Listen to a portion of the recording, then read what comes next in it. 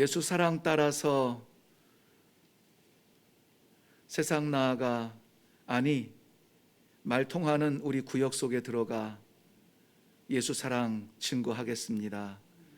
찬송 가운데 기도하는 심정으로 고백하여 싸우니 사랑하는 성도들이 이 찬송대로 살 수 있도록 기회를 주시고 능력을 주시옵소서. 아름답게 들려졌던 이 찬송처럼 사랑하는 귀한 종들의 삶도 아름답게 하여 주시옵소서. 감사드립니다. 예수님 이름으로 기도하옵나이다. 아멘. 네, 오늘 본문 말씀은 사도행전 12장 1절부터 19절까지 본문이 좀 깁니다. 자, 이렇게 긴 본문일 때 좀 훈련되고 익숙한 성도들끼리의 모임, 뭐 예를 들면 우리 뭐 당회나 교직자나 우리 뭐 이렇게 좀 훈련되신 분들이나 그런 분들은 길어도 합독하는 것이 좋은데요. 이렇게 구역 속에서는 땀 뻑뻑 흘립니다. 그래서 이럴 때는 어떻게 하는 게 좋을까요? 교독, 예, 그렇죠. 교독 좋죠. 교독은 어떻게 하는 거죠? 그거 네네네 그런 이제 용어에서 교독하면은 지도자, 그러니까 리더와 그 구역원들이 하나씩 왔다 갔다 교대로 읽는다 해서 교독이고요. 또 이렇게 한 절씩 우리 돌아가면서 읽겠습니다 하는 것은 윤독이라고 합니다. 그렇죠. 그래서 이럴 때는 윤독을 하시든지 교독을 하시든지 그렇게 하고 하면 좋고, 특별히 교독이나 윤독을 할 경우에는 대체로 마지막 절은 한 마음으로 딱 모아지는 의미에서 같이 마지막 절은 읽겠습니다 이렇게 미리 얘기해 주시면 좋아요. 그럼 우리는 어떻게 읽을까요? 교독할까요? 네, 그럼 교독 한번 해보죠. 제가 시작하겠습니다. 그때에 헤롯 왕이 손을 들어 교회 중에 몇 사람을 해하려 하여 유대인들이 이 일을 기뻐하는 것을 보고 베드로도 잡으려 할새 때는 무교절 기간이라.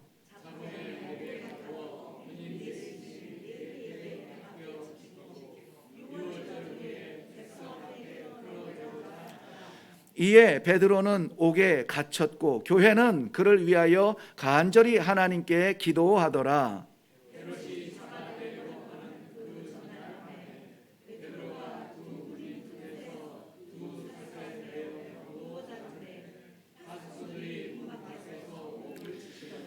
호련히 주의 사자가 나타나매 옥중에 광채가 빛나며 또 베드로의 옆구리를 쳐 깨워 이르되 급히 일어나라 하니 쇠사슬이 그 손에서 벗어지더라.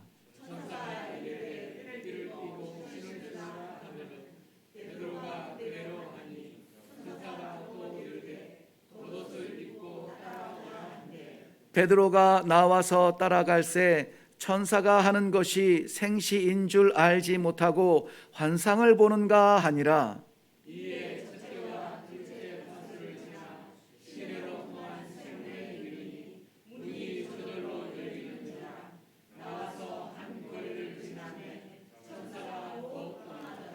이에 베드로가 정신이 들어 이르되 내가 이제야 참으로 주께서 그의 천사를 보내어 나를 헤롯의 손과 유대 백성의 모든 기대에서 벗어나게 하신 줄 알겠노라 하여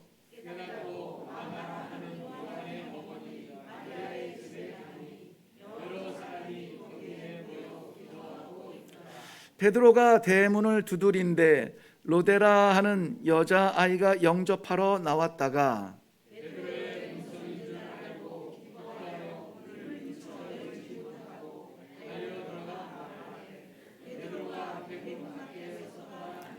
그들이 말하되 내가 미쳤다 하나 여자아이는 힘써 말하되 참말이라 하니 그들이 말하되 그러면 그의 천사라 하더라.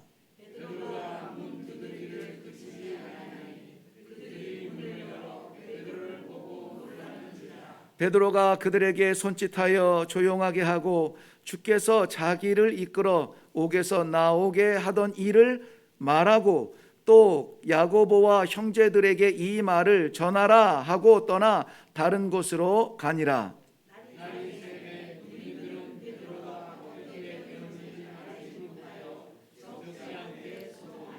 같이요. 헤롯이 그를 찾아도 보지 못하매 파수꾼들을 신문하고 죽이라 명하니라. 헤롯이 유대를 떠나 가이사랴로 내려가서 머무니라. 아멘. 우리 잘 아는 내용입니다. 옥에 갇혔던 베드로가 하나님의 역사로 천사들이 와서 그 옥문을 열고 사슬을 풀고 이 옥으로부터 구해내신 그 사건이죠. 놀라운 기적 같은 일입니다. 그런데 이 기적을 체험한 이 베드로의 메시지는 뭐였냐면은 이것을 어떻게 하나님이 나를 이곳에 있게 하셨는지에 대한 과정을 체험하고 그것을 뭐해요? 말해요. 그것을 말해요. 우리 17절, 17절, 17절 보면은 베드로가 그들에게 손짓하여 조용하게 하고 주께서 자기를 이끌어 옥에서 나오게 하던 일, 이게 뭐냐면은 요 순간에 성도들이 베드로를 위해서 기도하던 그 일이에요. 그 일을 뭐해요? 말하고 또 야고보와 형제들에게 이 말을 전하라 하고 떠나 다른 곳으로 가니라. 스스로가 말하고 이 말을 들은 사람들에게 전하게 하고 그리고 갑니다. 이것은 어떤 영향력이고 확장성입니다. 기도는 능력이 있습니다. 기도는 확실한 능력이 있어서 제가 이 초반에 말씀드린 것처럼 기도의 응답, 체험 이런 경험들이 있으면 너무나 좋아요.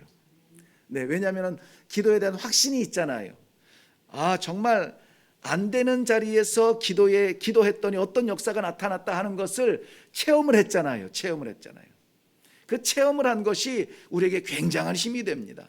특별히 리더십들에게는 예수 그리스도와의 관계 속에서 나타난 기도의 체험이 반드시 필요합니다.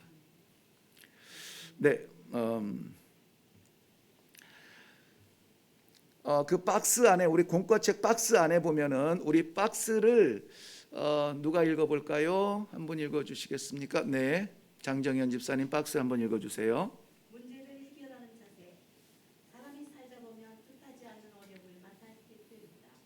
이때 사람들은 어떻게 문제를 해결할까 하고 고민하게 된다. 어떤 사람은 가까운 사람들 중에 있는 세상적인 힘을 빌리는 사람도 있을 것이고, 어떤 사람은 돈으로 문제를 해결하는 사람도 있을 것이며, 어떤 사람들은 폭력으로 문제를 해결하는 사람들도 있을 것이다. 그러나 이 모든 방법을 동원해도 근본적으로 문제가 해결되지 않았다면 이때 성도는 어떻게 하겠는가? 어려운 현실 앞에서 주저앉아 버리고 말 것인가? 네, 거기까지요. 자, 이 질문을 들으면서 너무나 이 식상한 고민이에요. 고민 문제 없는 사람들이 어디 있어? 인생이 문제인데 그 문제를 하나하나 풀어가면서 하루하루 사는 거지 뭐. 모든 사람들이 다 인생에 문제가 있어. 그러면은 사람들은 어떻게 풀지 문제를? 그래서 제가 좀 막 찾아보는 거예요. 도대체 사람들은 어떻게 문제를 만났을 때 풀으려고 할까 했더니 그 요즘에 그 지식 정보에 많이 쓰이는 위키하우라고 하는 그 사이트에 트루디 그리핀이라고 하는 친구가 이렇게 삶의 문제를 만났을 때 이것을 대처하는 법 15가지를 제시했습니다. 보면은 첫째는 제가 읽어드릴게요. 잘 안 보이시죠? 첫째는 문제를 받아들이고 이해하라. 문제가 생겨서 피하지 말고 받아들이고 이해하라. 둘째는 파국화에 주의해라. 이 문제 때문에 난 죽을 거야, 난 끝날 거야 라고 하는 이 극단적 생각을 갖지 않도록 주의해라. 문제의 근원을 생각해라. 차분하게 앉아서 도대체 이 문제가 왜 일어났을까? 어디에서 이 문제가 시작된 걸까? 근원을 생각해 보라.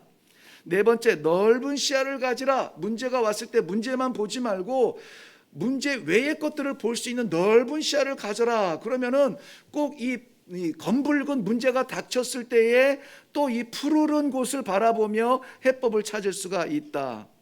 다섯 번째, 도전 받아들여라. 이 문제가 우리의 삶의 시험이 되는 도전이거든. 받아들여라. 도망치지 말아라. 피하지 말아라. 이 도전을 극복함으로 인하여서 너의 인생은 조금 더 성숙하게 될 것이다. 자, 여섯 번째, 솔직하게 자신의 문제를 표현하라는 거예요. 왜 이 문제가 생겼을까 근원을 생각할 때에 우리 안에서 이 답을 찾고 우리의 문제, 내 문제는, 이 문제가 생긴 것에 대한 내 문제는 무엇일까? 왜 내가 이 문제를 만나게 되었을까 하는 자신을 생각해 보라는 것이죠. 그리고 문제에 대하여서 표현해봐라, 말해보라. 도대체 문제가 뭔지 이것을 말하라는 거예요. 이 말하지 않으면 어떻게 됩니까? 쌓이죠? 쌓이지 않으면 어떻게 됩니까? 폭발하게 되죠. 네, 이 압축이 쌓이면 폭발합니다. 선천적으로 우리는 우리를 위하도록 되어 있어요. 그래서 자기 위로가 굉장히 익숙합니다. 한 가지, 두 가지는 참을 수가 있어요. 그런데 우리의 성품의 차원을 꽉 차버리면은 이제는 폭발 시점이 오게 돼요. 그래서 아예 문제가 닥쳤을 때 그 문제를 말하도록 해봐라. 표현해라. 나에게 이런 문제가 있다고 말해라. 왜? 사람이 잘못된 게 아니라 문제가 잘못될 수 있잖아요. 그래서 그 문제가 무엇인지를 표현하라. 그 다음에 여덟 번째, 자기 감정을 포용해라. 우리가 이 사회를 등지고 산속에 들어가서 이 과부좌하고 이 시냇물 소리 들으면서 이렇게 사는 사람들이 아닙니다. 돌을 닦는 사람들이 아니에요. 그렇기 때문에 갑자기 어려움이 만났을 때는 불안하기도 하고 당황하기도 하고 이해할 수 없는 오해를 받거나 이런 걸 통해서 우리가 화가 나기도 하고 분노가 생기기도 합니다.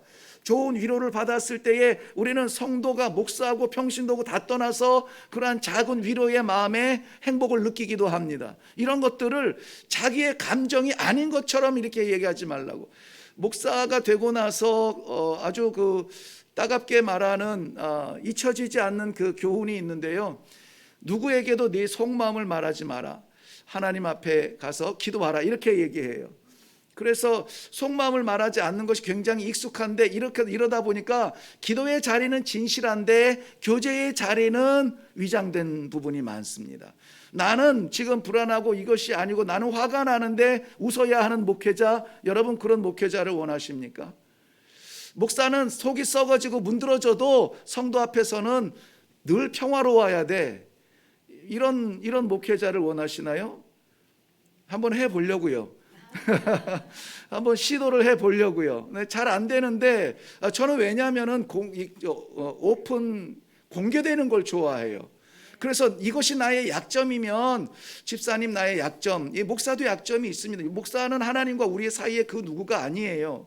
그래서 이 약점을 위해서 기도해 주세요. 우리 기도의 공유가 될 수 있잖아요. 내가 잘하는 것이 있으면 이거 내가 권사님을 위해서 쏟을게요. 장로님을 위해서 쏟을게요. 하는 이러한 관계 속에서 세워져 가는 것이 우리 믿음의 공동체라고 저는 믿거든요. 그래서 이 사실은 좀 공개하는 오픈되는 걸 저는 좋아합니다. 음흉한 사람은 뭐가 차이가 나냐면요. 딱 봤을 때요. 어르신들은 대체로 아실 텐데 눈알이 바빠요. 눈알이 되게 왔다 갔다 하고 뭔가 막 찾으려고 하고 급해요. 불안합니다. 그러면 머리가 복잡한 거예요. 순전한 아이들 보세요. 엊그제도 저는 나보다 다 느린데 한 가지 이 손주 보는 것뿐 나보다 빠른 그 친구를 만나서 함께 식사했는데 그 아이의 눈을 보는데요. 야, 내가 눈을 피했다니까요. 이제 5개월 됐다던가. 5개월 된 아이가 그 새까만 눈에 반짝반짝하는 눈으로 저를 이렇게 쳐다보는데요. 제가 그래서 애들을 무서워해요. 잘 못 앉겠어요, 아이들은. 내 손에 더러워질까 봐 못 앉겠고 그 눈빛의 진실함이 나를 쳐다볼 때에 얘가 뭔가 아는 것 같아서 내가 못 앉겠어요. 그런 게 있어요. 그렇지만 그럼에도 불구하고 표현하고 나누는 것이 좋습니다. 그렇지만 우리 그것을 내 마음대로 내 원하는 대로 방종이라는 그 굴레 속에서 자유라고 하는 굴레를 넘어서 방종의 차원에서 하고 싶은 대로 할 거야 막 이렇게 하는 동물적 반응이 아니라 우리는 그것들에 대한 절제의 한계를 윤리적으로 담고 있어요. 그 윤리적으로 담고 있는 그러한 그 절제의 선을 지켜야 되겠죠. 그리고 신앙은 그 윤리를 넘어서는 더 포괄적인 그러한 감정의 표현들이 있어야 됩니다. 그렇다고 화가 난다고 막 화를 내고 뭐 막 슬프다고 막 울고 막 이런 감정이 아니라 저는 언젠가 이레교회 주일 설교에 하고 싶은 얘기가 있어요. 오늘은 이제 너무나 잘 하시는 분들만 모였는데 그냥 누구나 다 들을 수 있는 설교에서 하고 싶은 말이 있어요. 성도는 예의가 좀 발라야 됩니다. 예의가. 네. 믿음이라고 하는 그 명분 아래 그냥 뭐 감동 주시는 대로 내 맘대로 할 거야 이것이 아니라 사실 이 안에서 예의가 발라야 돼요. 네, 왜냐하면 우리 교회 안에 문제나 뭐 불리함이나 이런 것들이 언제 나오냐면은 예의 없는 이 표현, 이 언어적 폭력에서 나오거든요. 하고 싶은 말 다 하고 나는 뒤끝이 없어. 네, 조금 절제하고 뒤끝은 조금 남겨놓고 좀 인내하는 부분, 이러한 부분들도 필요하다는 것입니다. 자기 감정 포용하기, 나의 감정도 중요하다는 것입니다. 9번째, 상담사의 도움을 받기. 혼자서 어려우면 이 전문가를 찾아라. 요즘에 상담 많이 익숙해졌죠. 네, 전에는 이 상담사를 찾잖아요. 그러면은 리스트에 올라가고 이 뭐 그 정신병에 대한 병력, 병력이 기록이 되어져서 불이익을 당할 거라 이렇게 생각을 하고 있어요. 근데 지금은 그렇잖아요. 이 직장에서 스트레스만 받아도 이런 전문가의 상담을 받습니다. 자, 문제에 대한 정보를 검색하기. 문제가 내게 당한 문제가 나만의 것일 수도 있지만은 보편적으로 누구나 당할 수 있는 문제일 수도 있어요. 그것에 대해서 검색해 보는 겁니다. 그러면은 보편적이 될 수가 있다는 것이죠. 그 다음에 전문가 찾아보기, 상담사와 비슷한 거죠. 이 전문가는 해결책을 위한 전문가입니다. 당신이 겪고 있는 문제를 해결할 사람들 찾아보기. 복수네요. 한 사람 만나서 그 사람의 인격에 내 삶을 맡기지 마시고 우리 신앙인이라면 신앙인들의 골고루 다양한 체험과 경험들을 들으면서 교제할 수가 있습니다. 그 다음에 브레인스토밍 해보기. 이 브레인스토밍이 뭐냐면은 한 가지 문제가 떠올랐을 때 그거에 꽂히지 말고 파생적인 생각들을 하는 겁니다. 예를 들어서 꽃 하면은 꽃은 일단 모양이 다양하죠. 잎사귀가 있고 꽃봉오리가 있고 그 모양이 있습니다. 빨간색이고 노란색이고 그런 그 영역이 있습니다. 그리고 꽃은 향기가 있어요. 봄꽃의 향기가 있고 꿀을 담은 꽃의 향기가 있고 다양한 향기들이 있습니다. 또 이 긴 모가지가 긴 꽃이 있고 짧은 땅바닥에 붙어 있는 꽃이 있습니다. 이렇게 다양한 그 영역들을 함께 스토밍 해보는 거예요. 이 폭풍우가 불듯이 돌 하나 날라오는 것이 아니라 다양한 것들을 문제가 얘만 보는 것이 아니라 그 문제의 주변에 펼쳐져 있는 다양한 것들을 보라는 것입니다. 네, 그리고 마지막에 해결책을 평가하기. 자, 이렇게 해가지고 오케이, 이 문제는 이러저러해서 이것이 내가 지금 만나게 됐는데 이것을 이렇게 저렇게 하면은 해결이 될 것 같아. 그리고 그대로 시도하는 것이 아니라 그 해결책을 평가하는 겁니다. 이렇게 했을 때 잃은 것은 무엇이고 얻을 것은 무엇인가? 나는 이것에 대한 실패를 맞이할 준비가 되어 있는가? 성공에 대하여서 어떻게 다음 행보를 나갈 수 있는 준비가 되어 있는가? 이런 것들을 하는 거예요. 자, 이것이 굉장히 아주 빠짐이 없습니다. 15가지의 단계를 통해서 문제를 해결을 하는 것이죠. 어떤 생각이 드세요?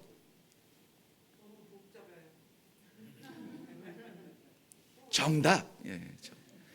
내가 이거를 보니까는 이게 문제다, 이게 문제야. 이거 하다가 문제 생기겠다, 머리 깨지겠다, 이런 생각이 드는 거예요. 여러분, 세상의 사람들이 지금 전문적으로 문제를 맞닥뜨렸을 때에 해결하는 방법으로 굉장히 뜨는 해결책이에요. 구체적이고 얼마나 설명이 자세하게 되어 있습니까? 내가 채 설명하지 못하는 것을 책으로 펴냈습니다. 그런데 이것을 보니까 문제더라고요. 이거 어떻게 하나하나 골치 아프고 그 문제에 빠져서 정말 이거는 최소한 몇 달은 숙제에 빠질 수밖에 없다는 것이죠.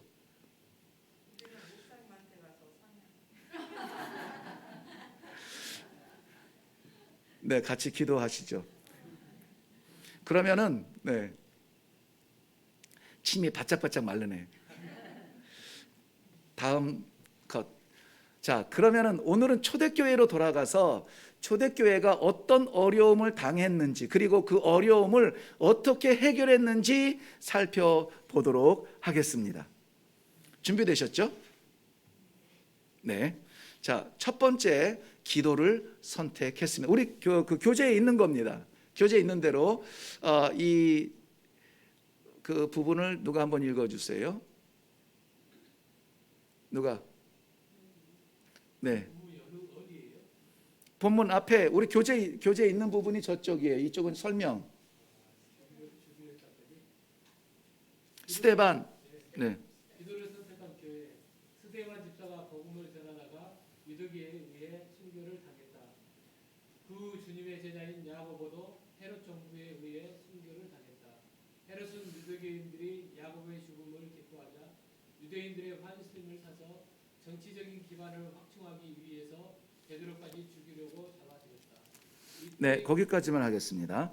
자, 그리고 그 밑에 나오는 성경 구절인데요. 좀 올라가서 미리 읽겠습니다. 사도행전 8장 1절부터 3절까지를 볼게요. 사도행전 8장 1절부터 3절까지입니다. 우리 다 같이 읽겠습니다. 여기에는 기록되어 있지 않고요. 사도행전 8장 1절부터 3절. 사도행전 8장 1절은 엄청나게 중요합니다. 우리 선교적 역사에도 그렇고 선교적 사명에도 그렇고 선교적 교회의 바탕이 되고 엄청나게 중요한 본문이에요. 예, 그래서 사도행전 8장 1절은 뒤집어서 1장 8절의 응답이다 이렇게 말할 만큼 중요합니다. 기억해 두시고요. 1절부터 3절까지 읽겠습니다. 시작. 사울은 그가 죽임 당함을 마땅히 여기더라. 그날에 예루살렘에 있는 교회에 큰 박해가 있어 사도 외에는 다 유대와 사마리아 모든 땅으로 흩어지니라. 경건한 사람들이 스데반을 장사하고 위하여 크게 울더라. 사울이 교회를 잔멸할새 각 집에 들어가 남녀를 끌어다가 옥에 넘기니라. 아멘. 자, 거기에 보면은 스데반 집사님이 순교를 합니다. 그런데 스데반 집사님의 순교는 끝이 아닙니다. 시작일 뿐이에요. 스데반 집사님은 복음을 전하기로 예수님의 제자로 부름받은 것도 아니고 교회에서 목회자나 이런 말씀 사역자로 일하던 사람도 아니고 사도들이 말씀과 기도하는 일에 전념할 수 있도록 봉사의 구제와 봉사의 일을 위해서 뽑은 집사님이에요.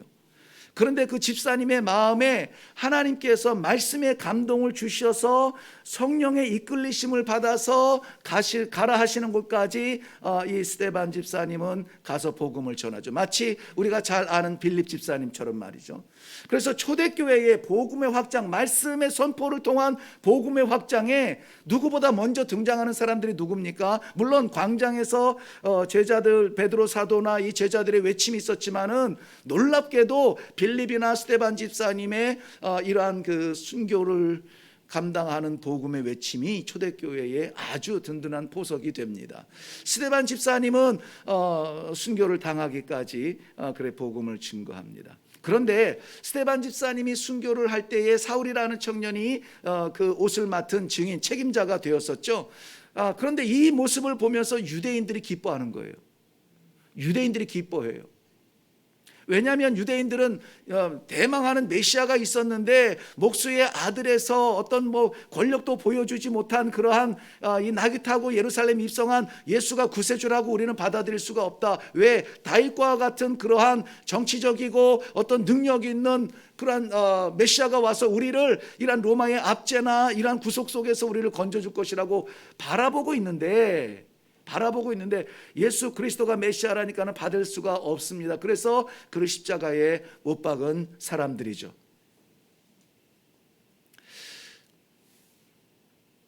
그런데 오늘 스데반 집사의 그 순교 이후에 야고보 사도의 순교가 나옵니다.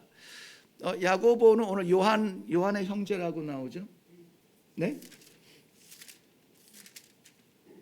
요한의 형제 야고보. 야고보가 성경 신약에서는 보통 중요 인물로는 네 명 정도로 이렇게 나옵니다. 세베대의 아들 야고보, 그다음 알페오의 아들 야고보, 유다의 아버지 야고보, 야고보의 아들 유다. 네, 그리고 예수님의 동생으로, 제자는 아니지만 나중에 예수님의 부활을 목격하고 이제 그 복음에 전념하면서 나갔던 그 야고보도 있습니다. 오늘은 이 요한의 형제 야고보, 예수님의 제자입니다. 그런데 이 예수님의 제자 야고보는 우리가 뭐 이렇게 우리의 아들, 그래서 보아너게 이렇게 우리의 아들, 막 이런 좀 혈기 있는 그런 사람이죠. 사마리아 성에 들어갔을 때에 영접하지 아니하는 그 사람들을 보고 저 하늘에서 불을 내려서 저들을 무너뜨릴까요? 막 그렇게 기도할까요? 막 이런 얘기를 하면서, 그리고 이 예수님 곁에 있고 싶어서 이 욕망을 가졌던 그러한 사람입니다. 자, 그러한 사람이 순교를 당합니다. 순전하게 예수님을 따라가던 이 뜨거웠던 심장의 야고보가 제자들로서는 첫 번째 순교예요. 스데반 집사님이 순교가 했지만은 스데반 집사님은 제자가 아니었죠. 그래서 제자들로서는 첫 번째 순교자가 되어서 오늘 이렇게 오늘 본문에 등장하게 되는 것입니다. 이를 죽인 사람이 누구냐면은 헤롯 왕입니다. 헤롯에 대해서 우리는 이 헤롯 저 헤롯, 헤롯 많죠. 아는 사람 많죠. 그런데 그게 이 헤롯이야? 연대가 안 맞는데? 막 이래서 헤롯의 족보를 살짝 한번 좀 들여다볼게요. 다음 장 한번 보세요. 그래도 안 보이네. 자, 제일 처음에 헤롯 가의 그러한 그 시조와 같은 헤롯 대왕이 있습니다. 예수님께서 탄생하셨을 때에 예수님의 왕의 탄생하심에 대하여서 반감을 가졌던, 왜냐하면 내가 왕가를 이루어야 되는데 나 말고 유대인의 왕이 또 태어났다고? 그러면 안 되지. 어떻게 해야 됩니까? 싹을 잘라버려야지. 하나 예수님을 찾았으면 예수님만 죽였을 텐데 찾지 못하고 동방박사 이 사람들이 다른 길로 돌아서 천사의 인도하심을 받아서 갔습니다. 이 양반들이 돌아오지 않자 아예 그 지역에 있는 2살 이하의 모든 남아들을 다 죽여라, 이렇게 해서 그 유대인의 왕이라고 태어난 그 아예 씨앗조차를 없애려고 시도했던 사람이 이 헤롯 대왕입니다. 제일 위에 있고요. 헤롯은 유대인은 아닙니다. 유대인의 왕이지만 분봉왕, 유대인이 아니라 이두메 사람이에요. 이두메 사람은 누구냐면은 우리가 아는 대로 누구?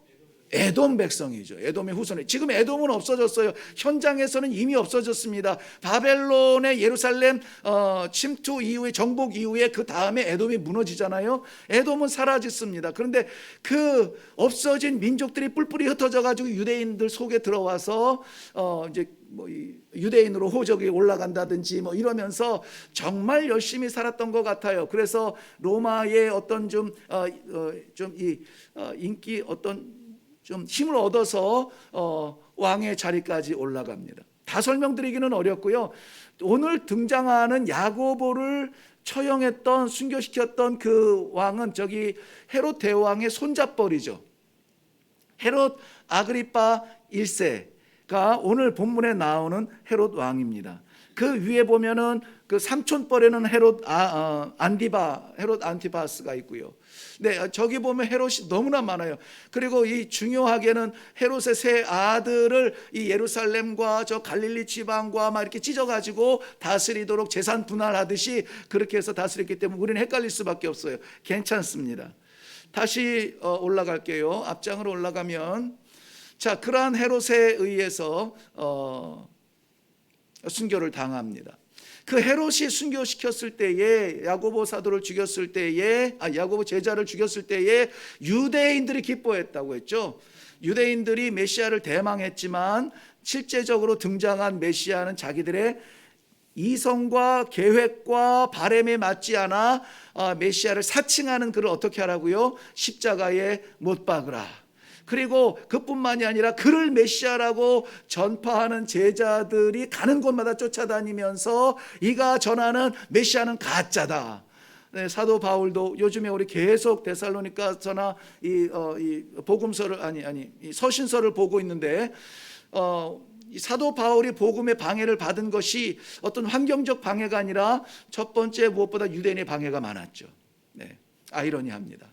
자, 그런데 이것을 유대인들이 좋아하는 것을 보고 헤롯은 어쨌든지 유대인의 인기를 얻어야 되잖아요. 그래서 이 로마에도 얘기해 줄 수 있을 것이고 이 왕위가 이 명명이 될 터인데 유대인의 입맛에 맞추기 위해서 오늘 본문에도 나옵니다. 유대인들이 기뻐하매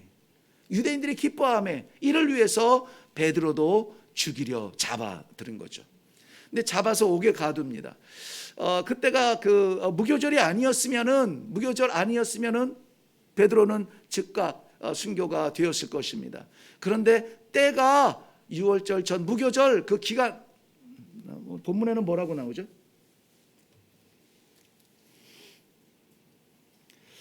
네, 이 3절 하반절에 보면 베드로도 잡으려 했을 때는 무교절 기간이라 잡음에 옥에 가두어요. 그냥 얘는 사형의 수준이 아니라 옥에 가둘 정도다 해서 가두는 것이 아니라 무교절이 지나면 절기가 끝나면 죽이려고 옥에 가두게 됩니다. 왜요? 유대인이 좋아하니까. 네. 사람이 좋아하니까. 사람의 기쁨을 위해서 자기가 왕인데도 불구하고 왕의 자리를 지키기 위해서. 이것이 지금 초대교회에 모여있는 그러한 아직 폼이 장착되지 않은 그러한 교회 속에 들어온 문제입니다. 자, 이거 어떻게 할까요? 초대교회는 어떻게 했나 볼까요? 기도를 선택했습니다. 기도를 선택합니다. 교회는 이 어려움을 해결하기 위하여 기도를 선택했다. 즉 뇌물이나 권력이나 인맥이나 물리적 힘을 이용하지 않고 모든 사람이 보기에 미련해 보이는 기도를 선택한 것이다. 다음을 읽고 초대교회가 어떤 어려움에 처했는지 살펴보자. 네, 사도행전 8장 1, 2절 우리가 지금 읽은 절이고 그 내용에 있어서 어떤 어려움이 있었는지 본문을 우리 묵상하면서 찾아보았습니다. 다음, 네, 그러면은 교회는 베드로가 잡혔고 이 혼란하고 위기가 찾아왔을 때에 기도하기로 작정했다고 했죠. 모여서 뭐 했다라고? 기도했더라. 그러니까 세상에서 보았을 때는 미련한 거예요. 세상에서 보았을 때 발빠른 것은 무엇입니까? 사람들을 모아야죠. 이거 우리가 이 문제를 어떻게 해결할 것인가 모여서 머리를 모아야죠. 도망갈 것이냐 싸울 것이냐 우리 삼촌의 누구 아무개가 사실은 이 궁궐에 어떤 보직에 있는데 그 사람한테 한번 얘기해 볼까? 이런 루트를 통하지 않았습니다. 얼마쯤 우리가 모아가지고 돈을 주면 풀어줄지도 몰라 이런 문제로 돈을 모으려고 하지도 않았습니다. 이런저런 방법이 많아요. 저는 오늘 이 말씀을 좀 나눌 때에 구역에서 이런 것들을 실제적으로 질문하면은 사람들이 나눌까 하는 생각이 들었어요. 근데 지금은 안 되죠. 지금은 안 되는데 언젠가는 우리가 이런 것들을 나누고 이런 문제가 나에게 있고 이런 문제가 너에게 있고 이런 문제가 우리에게 있습니다. 그럼 어떡할까요? 내가 아는 사람이 여기 시장이야. 용인시장. 애가 이제 학교를 가야 되는데 좀 실력이 내가 아는 분이 총장님이세요. 이런 거 방법을 찾는 것이 아니라 그런 문제들이 불쑥불쑥 나올 거 아니에요. 그러면은 그럴 때 그 기도의 제목을 가지고 우리 함께 기도합시다라고 말할 수 있는 데가 이 구역의 본 모습이에요. 우리 함께 뭐 합시다? 기도합시다.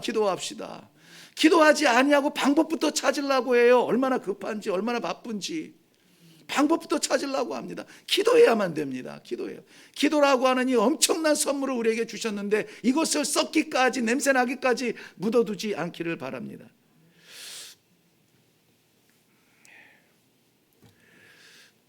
네, 초대교회는 기도하기로 작정했습니다. 자, 우리 한번 이렇게 우리 장로님부터 우리 전도사님까지 이렇게 한 바퀴 시간이 가더라도 최소한 하나 이상씩 내가 지금 누구에게도 표현 못하는 그러한 어려움, 괴로움, 잠을 이루지 못하는 문제거리, 자 이런 것들을 제가 1분씩 시간을 드릴 테니까는 한번 다 나눠봅시다 하면 여러분 싫겠죠. 그래서 안 하려고요. 그렇지만 내가 벌써 얘기했을 때 난 그 문제 얘기해야 되나? 이런 것들이 있잖아요. 어떻게 하겠습니까? 뭘 안 해? 어떻게 하겠어요? 기도하시라고요. 기도하시라고. 아, 이거는 꼭 신앙적인 문제가 아니라서, 그러니까 기도하셔서 신앙 안으로 끌어들이라고요. 인생의 문제를 신앙 안으로 끌어들이라고요. 기도하시자고요. 그렇다고 해서 제가 어떤 신비주의적인 목사입니까? 그거 아니잖아요. 성경에서 성도들이 힘을 얻는 방법, 문제가 해결되는 방법, 기도에 있다니까요. 성경이 그렇게 얘기해요. 자, 보세요. 베드로의 자세를 한번 보면은, 이런 환난 가운데서 베드로는 두 군사 틈에서 뭐 하고 있다고 합니까? 잠자고 있답니다. 6절에 보니까 잠자고 있대요. 헤롯은 베드로를 잡아서 군사 4명씩 4패로 지키겠습니다. 몇 명입니까? 16명. 도대체 어떤 끔찍한 죄를 지어서 이 16명을 답을 말할 뻔했네. 죄수는 누가 지킵니까? 간수가 지키잖아요. 그걸 어떻게 하셨대요? 간수가 지킨다면. 근데 여기는 베드로는 누가 지켜요? 군사가 지켜요. 군법도 아닌데 그만큼 죽이려고 작정했다는 거예요. 네, 이 간수는 뭐 친척의 누나의 누구 뭐 될 수도 있으니까 아예 딱 잘라버리고 군사를 지키게 합니다. 4명씩 4패래요. 그러니까 4명이 돌아가면서 두 사람은 어떤 분이 이 그림으로 이것을 설명하는데, 그림을 그린 것이 아니라 그림 언어로 설명하는데, 군사들 중 2명은 한쪽은 오른쪽, 한 명은 왼쪽, 사도 이 베드로의 그 찾고 쇠사슬을 같이 매는 거예요. 여러분, 형사들이 악독한 죄수를 끌고 갈 때 보통 애지간한 죄수는 이렇게 가는데, 악독한 죄수를 잡고 갈 때는 하나는 여기 매고 하나는 죄수의 손에 수갑을 차서 이렇게 가죠. 그렇게 하는 거예요. 그렇게 해서 그 옥 안에까지도 그렇게 있는 거죠. 2명은 어떻게 합니까? 옥문을 밖에서 지켜요. 옥문이 하나가 아니라 옥문이 있고 그 다음에 감옥문이 있잖아요. 다 군인이 지켜요. 그걸 내 교대로 돌아가며 살 만큼 완전히 희망이 없고 틈이 없고 완전히 죽을 수밖에 없는 그 자리, 끔찍한 문제 아닙니까? 야고보와 이 베드로는 그 리더십 가운데에 보안하게 이 우리의 아들처럼 외칠 수 있는 사람이고, 베드로 정말 목숨을 걸고 광장에서 외칠 수 있는 그런 사도가, 그러한 제자가 죽음을 당한다면 초대교회는 폭풍이 물려올 게 당연합니다. 지금 베드로의 상황은 그만큼 완전히 소망, 희망, 살맛 아무것도 없는 그러한 자리라는 거죠. 몸도 꿈틀 못할 만큼이에요. 그런데 그 자리에서 뭐 하고 있어요? 자고 있어요. 이게 무슨 강심장입니까? 아무리 사랑하는 자에게 잠을 주시도다, 우리 시편의 고백이 있지만은 어떻게 이 상황에서 잠이 옵니까? 죽을 목숨인데. 정말 이게 베드로 맞아요? 베드로가 어떤 사람입니까? 여자 계집 아이가 당신도 갈릴리 사람으로서 저 예수와 함께 있지 않았어? 라고 할 때 그것이 들통나면은 자기도 일당으로 묶여서 죽을까봐 난 모른다 하고, 심지어는 저주까지 했잖아요. 내가 저 사람 알면은 내 인생 저주받은 것이게, 저주까지 했죠. 그런 사람이 그런 무슨 심장이라 그래요? 아니 소심장이지. 애한테도 거짓말했다니까요. 그거 소심장이라 그러나요? 소심한, 그렇죠. 소심한 사람이 어떻게 군인들이 지키고 목숨이 깐당깐당 하는데 거기에서 드러누워서 잠을 잘 수가 있느냐고요. 어떻게? 이해가 안 되잖아요. 저도 이해는 안 돼요. 그런데 그 역사가 잠시 후에 나타납니다. 그날 밤에 여기에서 말하는 대로 뭐 신발 벗고 옷 벗고 조금 이렇게 막 현장을 보듯이 그렇게 설명을 했는데요. 다음 페이지를 보면은, 다음 페이지 내가 설명했네요. 마태복음 26장 69절부터 75절 다 설명했네요. 네. 11번 보면은 모든 것을 하나님께 전폭적으로 맡긴 사람의 모습은 어떻습니까? 이 끔찍한 문제 앞에서 들어 누워 뭐 할 수 있다고요? 잠잘 수 있다. 잠잘 수 있다. 잠 못 자는 이유를 한번 곰곰이 생각해 보세요. 와, 이거 큰일 난 거죠. 막 집값 뚝뚝 떨어지죠. 집은 안 팔릴 것 같죠. 돈은 급하죠. 그걸 보면은 잠 못 옵니다. 그런데 내가 하나님 안에 있다는 이 믿음 하나만 있어도 아버지께서 알아서 하시겠죠. 아버지 접니다.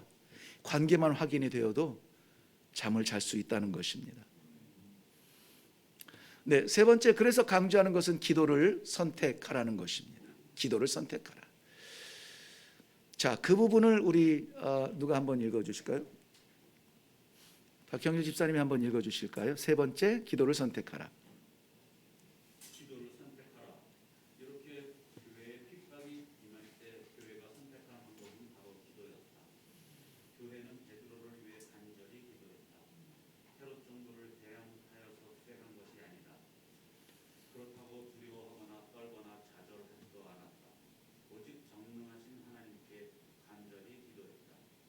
이것은 기도의 능력을 아는 사람만이 할 수 있는 행동이었다. 오늘도 하나님께서 헤롯의 손에서 베드로를 구원하셨던 것처럼 하나님의 능력을 믿고 기도하는 사람들에게 이적을 베푸시기를 기뻐하십니다. 네, 거기까지만 감사합니다. 누구에게 기적을 베풀어 주신대요? 하나님의 능력을 믿고 기도하는 사람에게. 누구처럼? 베드로처럼. 그러니까 베드로여서 구해준 것이 아니에요. 베드로기 때문에 구해준 것이 아니라고요. 나니까, 목사니까, 나니까는 건져주신 것이 아니라고요. 그 안에 뭐가 있었다고요? 하나님의 능력을 믿고 기도하는 사람이었다는 거예요. 오늘 여기서 공과 공부에서 우리가 발견할 수 있는 거 그거죠. 그러니까 나라고 해서 무작정 건져주신 것이 아니라 내 안에 그러한 믿음이 있어요. 그래서 구하셨던 것처럼, 베드로를 구하셨던 것처럼 똑같아요. 이꼴. 그러면 너도 구한다는 거잖아요. 뭡니까? 하나님께서 그 능력을 믿고 기도하는 사람을 구하실 것을 믿는 것이죠. 그렇기 때문에 당신은, 여기 당신이라고 했는데 우리는 가능하면은 이렇게 이 지목적인 용어보다는 우리를 포괄시키는 것이 좋아요. 우리는 어려운 상황 속에 있을 때 세상을 의지하고 세상을 바라보고 낭만과 좌절하지 말고 주님께 매달려 도우심을 구하는 기도를 선택하라. 네, 기도를 선택하라. 이 베드로의 감옥에 갇혀 있는 이 순간의 기도는 기도했겠죠, 베드로도. 그런데 베드로의 모습 속에, 그 문장 속에서는 기도하고가 없어요. 누가 기도했습니까? 교회가. 그렇죠. 교회가 베드로 사도를 위하여서 기도합니다. 우리 5절 한번 가볼래요? 5절 시작. 이에 베드로는 옥에 갇혔고 교회는 그를 위하여 간절히 하나님께 기도하더라. 12절 한번 가봅니다. 12절 시작. 깨닫고 마가라 하는 요한의 어머니 마리아의 집에 가니 여러 사람이 거기에 모여 기도하고 있더라. 여기 앞에 기도와 뒤에 기도의 사이에 무슨 일이 있었는지 아시죠? 베드로가 옥에서 풀려나서 자유하게 나오게 됩니다.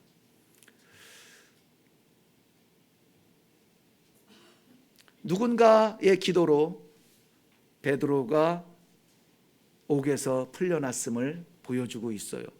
물론 베드로도 기도했겠죠. 이것은 본문에 나오지 않는 우리의 바램과 추측입니다. 성경은 분명히 교회는 기도했다. 누군가의 기도로 베드로가 옥에서 나오는 기적이 있어요. 이거 기적입니까? 기적입니다. 기적이에요. 그렇다면은 그 누군가가 되고 싶지는 않으세요? 우리가 그 누군가의 기도로 말미암아 날마다 도움받고 날마다 일어나고 베드로의 기적 같은 것을 체험하는 것 너무나 귀하고 좋습니다. 그런데 우리가 기도하는 누군가가 되고 싶지 않았어요? 그래서 우리의 기도로 말미암아 누군가 살아나는 것을 진짜 그 깜깜한 방에 에이 그럴 리가 없어. 세상 모든 사람들이 야야 정신 차려라. 지금 그럴 수 없는 상황이야. 그럼에도 불구하고 하나님께서 문을 열었을 때 베드로가 떡하니 서 있는 거예요. 이 기적을 누가 놀라겠습니까? 기도했던 성도들이잖아요. 야, 우리가 베드로 사도를 위해서 그렇게 기도했는데 하나님이 응답해 주셨습니다. 누가 눈물이 날까요? 감옥에서 나온 기적을 체험한 베드로일까요? 아니면은 그것을 위해서 기도했던 성도들일까요? 성도들이 베드로를 와락 끌어안고 울면서 감사합니다 하지 않겠습니까? 여러분, 감옥에서 기적 같은 탈출, 뭐 오래전에 뭐 하늘의 사람인가 중국에서 뭐 감옥을 탈출한 사람의 그런 간증이 세계적으로 인기를 끌었는데, 오케이, 좋아요. 이러한 감옥에서 탈출한 기적, 죽을 병에서 낫는 기적, 도저히 가망 없는 자리에서 회복이 된 이 기적을 체험한 사람이 되기를 원합니까? 아니면 그 기적을 위해서 기도했는데 정말 그 기적을 나타내는 기도의 사람이 되기를 원합니까? 둘 다? 그렇죠. 둘 다. 기도의 끈이 묶여져 있잖아요. 근데 우리는 너무나 기도를 받고 은혜 받고 기적의 베드로만 기억한단 말이죠. 본문만으로 보면은 그 기적의 현장은 교회의 기도에 의해서요. 왜냐하면 그때까지도 교회는 기도하고 있었어요. 여러분, 우리 구역에서 하는 기도가 누군가를 살리는 기도가 되기를 바랍니다. 나는 우리 교회 이레교회가 막 잘되고 막 응답받고 막 이 안에 막 쏟아지는 것도 귀하지만, 우리 이레교회의 간절한 기도, 지금 뭐 본인은 알지도 못할 겁니다. 우리 이레교회라는 것을 알지도 못할 거고, 그런데 그럼에도 불구하고 우리의 간절한 기도, 밤새 하는 기도, 문 닫고 하는 기도, 세상 것 여기 왔다가 들락달락 하면서 이 방법 어때 저 방법 어때가 아니라 아예 문 꽉 닫고 기도하는 간절한 기도를 통하여서 베드로가 살아나듯 우리의 기도의 대상이 되는 그들도 살려는 그런 기도의 기적의 사람들. 이거 멋있을 것 같아요. 그러니 기도합시다. 당신이 우리가 어려운 상황 속에 있을 때 세상을 의지하고 바라보고 낭망하고 좌절하지 말고 주님께 매달려 도우심을 구하는 성도가 되라. 그렇기 때문에 사랑하는 우리 리더십 혹은 성도 여러분, 누군가를 위해서 기도하고 누군가의 기도에 동참하시는 우리 모두가 되기를 바랍니다. 네, 우리 하나 더 넘어가면, 그렇다면 교회는 어떻게 기도했는가? 이거 뭐 간단하죠. 오늘 본문에 나온 얘기들이에요. 첫째, 온 교회가 합심하여 기도했다. 합심하여 기도했다. 합심하여. 5절에 나오는 말씀입니다. 또 5절에 보면 간절히 매달려 기도했다. 우리 성향에 따라서 기도의 모양은 다를 수 있습니다. 그런데 저는 아무튼 어려서부터 기도를 제 나이 또래에 다 뭐 공감하시겠지만은 주말이면은 기도원 달려가고 주말이면은 처리하고 심지어 나무 뿌리 몇 개 뽑아야 뭐 하고 막 이런 그런 기도원을 많이 갔어요. 그리고 저는 이상하게 개인적 성향으로는 굉장히 좀 조용하고 안정된 걸 좋아하는데, 기도의 자리는 이상하게 한월산 기도원으로 보내셔가지고 거기에서 기도 많이 했습니다. 금식하며 이 침묵으로 기도하는 것도 귀하지만은, 물론 하나님이 성령의 역사 주시면은 배고파도 힘있게 기도하지만은, 한월산 기도원의 당시의 방침은 많이 먹고 힘내서 뜨겁게 기도해라. 밤에 방구석에서 자지 말고 산에 올라가서 나무 뿌리 뽑고 내려와라. 막 이렇게 기도를 배웠거든요. 그래서 저는 아이들의 그 순진하고 솔직한 그 울부짖음, 그 몸부림을 좋아합니다. 간절히 매어달려 기도하는 것, 하시려면 하시고 말려면 말래가 아니라 정말 이것이 하나님 앞에 이루어져야 되며 하나님의 복음을 위하여서 반드시 이루어질 것이라면 이 구원은 이루어주셔야 됩니다. 아버지 이루어주셔야 됩니다. 아버지 이루어주셔야만 됩니다. 기도하셔야만 돼요. 세 번째는, 아까 5절과 12절에 기도가 있었죠. 5절에 잡히니까 기도 시작했죠. 그런데 베드로가 해방되고 나와서 가니까 그때까지 뭐 하고 있었다고요? 기도하고 있었다고요. 그러니까 기도 문제를 만나서 기도하기 시작했으면 언제까지 해야 돼요? 문제가 해결될 때까지 하세요. 문제가 해결될 때까지 하세요. 그것이 하나님의 마지막 도장이 꽝 찍힌 그 자리까지 기도하셔야 된다는 겁니다. 네 번째는 불가능이 가능할 것을 믿고 행한 기도였다. 네, 이것은 제가 동의하기 어렵습니다. 하나님께서 못하실 일이 없죠. 그렇기 때문에 그 당연한 믿음인데, 이 성도들이 이 불가능을 가능한 것을 믿고 행한 기도라는 그 본문의 내용에서는 가려져 있습니다. 그래서 시편 50편 15절을 한번 우리 같이 읽겠습니다. 시작. 환난 날에 나를 부르라. 내가 너를 건지리니 내가 나를 영화롭게 하리라. 아멘. 저는 이상하게 좀 세심하다고 할까요? 우리 어르신들이 많은 목회를 할 것을 생각하면서 처음 기도는 어물어물하지 말고 정확한 발음으로 크게 얘기하자. 이것이 이제 제가 목회를 준비하면서 기도했던 제목 중에 하나인데요.